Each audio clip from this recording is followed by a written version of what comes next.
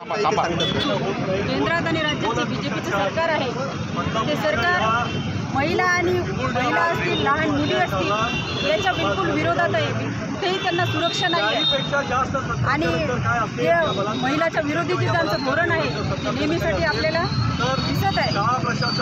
आणि कालच्या घटनेसंदर्भात काय म्हणतो?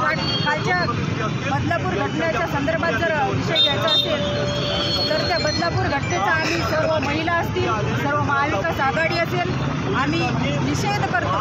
आणि या गृहमंत्री असतील, राज्याचे गृहमंत्री असतील, देशाचे गृहमंत्री असतील, त्यांनी तात्काळ राजीनामा द्यायला पाहिजे। आणि राज्यात जी आताच लाडकी बहीण योजना आणली, लाडकी दुसरी बहीण योजना जी आहे ती मी म्हणेल त्यांनी लाडकी बहीण योजना न देता त्यांनी सुरक्षा बहीण योजना ही आम्हाला द्यावी। आणि या घटनेच्या विरोधात आम्ही याही नंतर रस्त्यावर उतरू। असेच जर कार्यक्रम चालू राहिले देशात, महिला विरोधी, मुली विरोधी, महिला सुरक्षित नाहीत, विद्यार्थी सुरक्षित नाहीत, तर यापुढे आम्ही याहीपेक्षा तीव्र आंदोलन करू।